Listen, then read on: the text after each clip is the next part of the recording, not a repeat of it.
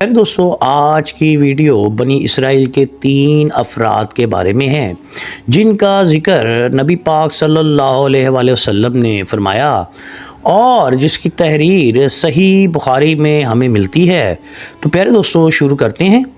پیارے دوستو، نبی پاک صلی اللہ علیہ وآلہ وسلم نے فرمایا کہ بنی اسرائیل میں 3 نیک افراد تھے۔ تینوں کسی مقام پر اکٹھے جا رہے تھے کہ اسی اثناء میں بارش ہونے لگ گئی۔ تینوں نے کوئی ایسا مقام دیکھا جس سے یہ بارش سے بچ سکیں۔ تینوں ایک غار میں داخل ہوئے۔ بارش کا سلسلہ تیز ہوا اور طوفان کی شکل اختیار کر گیا۔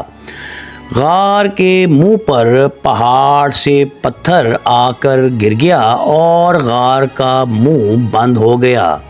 اندھیرا اور ہوا نہ ہونے سے تینوں اللہ کے حضور گڑ گڑانے لگے۔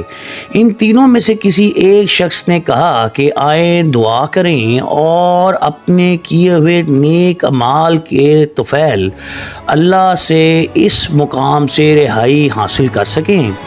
تو ہوا کچھ یوں کہ پہلے شخص نے اللہ سے گڑ گڑا کر دعا مانگی کہ یا پروردگار، میں نے اگر اپنی زندگی میں کوئی نیک کام کیا تو یا اللہ مجھے بخش دے اور اس قید سے رہائی دے۔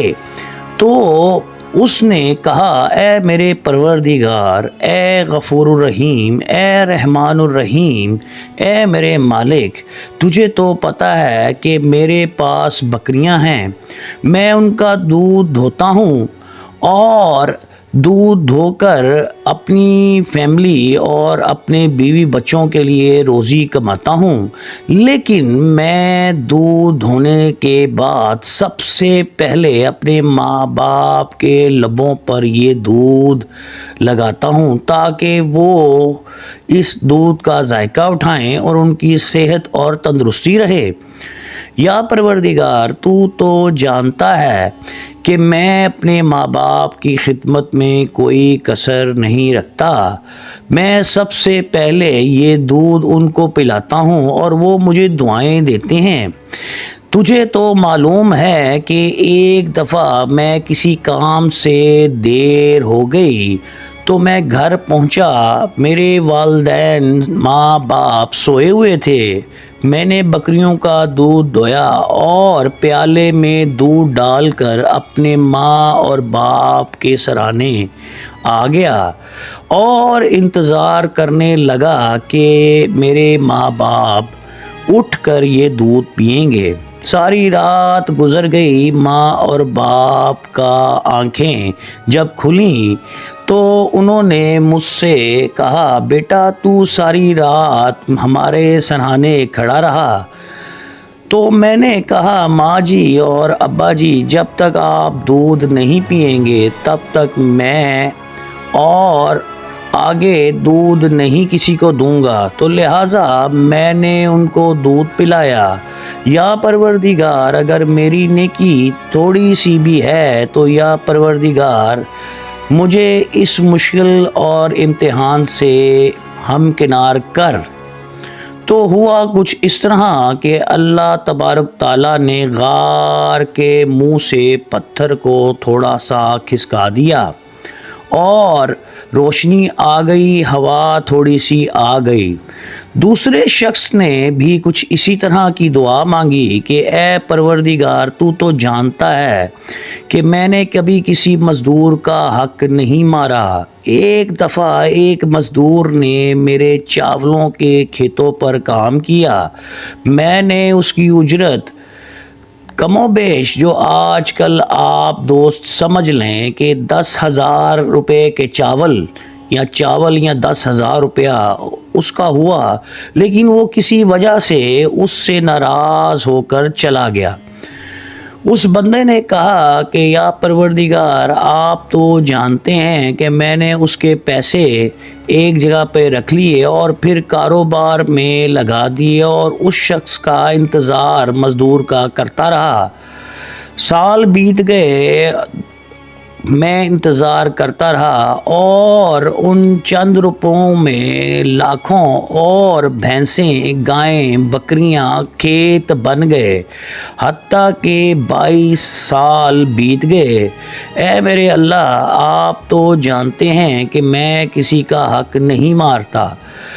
کچھ عرصے بعد، 22 سال کے بعد، جب وہ شخص آیا میرے پاس تو اس نے کہا، میں اب بوڑھا ہو چکا ہوں، میری آنکھیں بھی جواب دے گئی ہیں، مزدوری بھی نہیں ہوتی، آپ کے پاس میری اجرت تھی وہی مجھے عنایت کر دیں، میں اس وقت بھوکا ہوں اور کوئی کام نہیں۔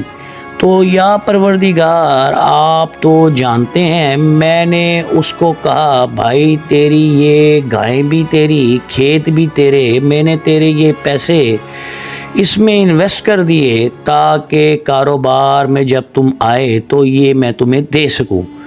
اے میرے اللہ، آپ تو جانتے ہیں میں نے کبھی کسی کا حق نہیں مانا، میں نے اس کو ہر چیز دے دی۔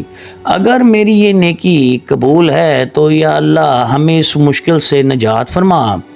ہوا بھی کچھ اس طرح، اللہ تعالیٰ نے اس کی دعا قبول کی اور غار سے پتھر کو مزید کھسکا دیا۔ اب ہوا اور روشنی کافی آنے لگ گئی۔ تیسرا جو نیک شخص تھا اس نے بھی اپنی دعا شروع کر دی اور کہا، اے میرے اللہ، آپ تو جانتے ہیں کہ میں جوان بھی تھا اور خوبصورت بھی، میں طاقتور بھی تھا اور مالدار بھی، لوگ میری طرف کھینچے چلے آتے تھے، عورتیں مجھے دیکھ کر مجھے غلط کاموں کی طرف لاتی، لیکن میں ہمیشہ ان لوگوں سے اجتناب کرتا، حتیٰ کہ میرے پاس اتنے پیسے ہو گئے کہ میں اپنے چچا کی لڑکی سے محبت کرنے لگ گیا۔ جب وہ اس کو ہر چیز ملنے لگ گئی تو ایک دن میں نے اس کو کہا کہ آؤ میرے پاس آؤ۔ وہ جب میرے پاس آئی، اے میرے اللہ، آپ تو جانتے ہیں کہ وقت بھی تھا، دولت بھی تھی اور علیحدگی بھی تھی، میں چاہتا تو بڑا کچھ کر سکتا، لیکن میری اس چچا کی لڑکی نے کہا، کوئی ہو یا نہ ہو اللہ کی ذات تو ہے۔ میں اسی وقت گھبرایا اور اللہ کے حضور گرا اور توبہ اور معافی کی، کیونکہ مجھے پتہ ہے کہ آپ کے علاوہ کچھ نہیں۔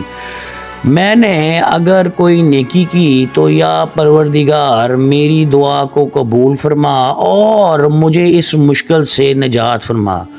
دعا کا ہاتھ سے نیچے آنا ہی تھا کہ اسی وقت وہ پتھر لڑک کر پہاڑی سے دوسری طرف چلا گیا اور ان لوگوں کو اللہ نے مشکل سے نکالا۔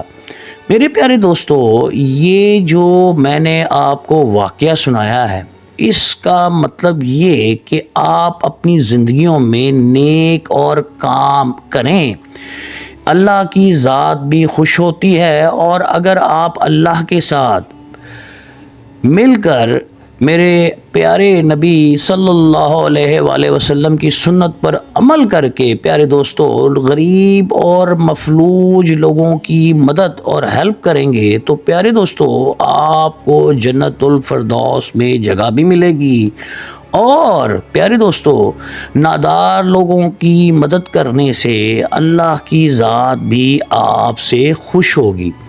پیارے دوستو، آپ کا بھائی آپ لوگوں سے یہی دعا کرتا ہے کہ اپنی ذات کو لوگوں کے لیے فلاح میں رکھیں اور دوسروں کی مدد فرمائیں۔ رمضان آ رہے ہیں اور رمضان میں اچھے اچھے اور نیک نیک کام کریں اور غریبوں کی جتنی ہو سکتا ہے امداد کریں، مدارس کا خیال رکھیں، اور ان مدارس میں جو پڑھنے والے بچے ہیں عموماً دور دراز سے آتے ہیں، پیارے دوستو ان لوگوں کا خیال رکھیں، اپنے آس پاس غریب اور فقراء لوگوں کا خیال رکھیں۔ اللہ کی ذات بھی خوش ہوگی۔ پیارے دوستو، میری یہ بھی درخواست ہے ان لوگوں سے جو مخیر حضرات ہیں، اپنے ارد گرد رمضان میں ان غریب اور مفلس لوگوں کا اور سفید پوش لوگوں کا خیال رکھیں، تاکہ ان لوگوں میں بھی یہ جذبہ پیدا ہو کہ آگے مزید لوگوں کا دوسرے بھی خیال رکھیں۔ پیارے دوستو، میری ویڈیو کو لائک اینڈ شیئر کیجیے گا۔ ہو سکے تو اپنے بھائی عاطف کی اگر کوئی غلطی کوتاہی ہو تو پیارے دوستو معاف فرمائیے گا۔ اپنے بھائی عاطف کو اجازت دیجیے گا۔ السلام علیکم ورحمۃ اللہ وبرکاتہ۔